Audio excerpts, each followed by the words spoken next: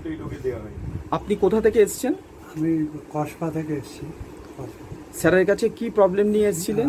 ইউরিনের problem হচ্ছিল, একদম আটকে যাচ্ছিল। আর আপনার অনেকক্ষণ ধরে প্রস্রাব করতে গেলে 2-1 ফোঁটা হতো এবং জ্বালা যন্ত্রণা হতো। সেটা উনি জুন মাসে আসার পরে ওনার ওষুধ খাওয়ার পরে, এর আগে অ্যালোপ্যাথিক করেছে। কত বছর ধরে উনি ভুগছিলেন? তাও প্রায় ধরুন গত বছর থেকে ভুগছে। তার আগেও হতো, সেটা বছরে হয়তো একবার হতো, কিন্তু গত বছরে বেশি হয়েছিল, প্রায় 2 মাস ধরে চলেছিল। মোটামুটি 1.5 বছর। হ্যাঁ, মোটামুটি 1.5 বছর, যেটা বেশি হচ্ছে। এখন স্যারের কাছে জুন মাসে আসার পরে, ওনার ওষুধ খাওয়ার পরে আস্তে আস্তে অনেকটা ইমপ্রুভ হয়েছে।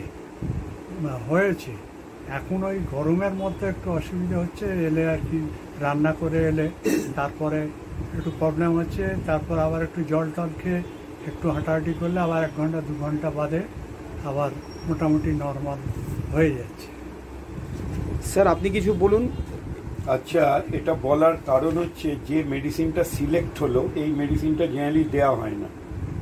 এইরকমভাবে সিলেক্ট করলে যে কী কাজ হতে পারে সেই জন্যে বলা।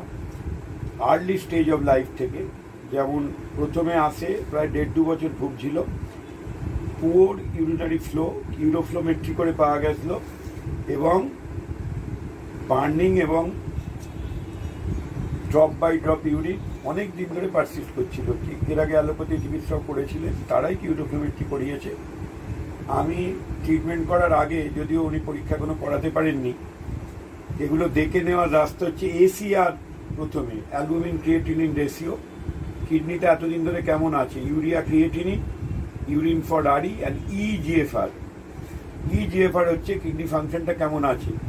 এগুলো না দেখে আমি অন্তত ট্রিটমেন্ট শুরু করি না। যাই হোক, উনি এসেছিলেন 27/6/2024।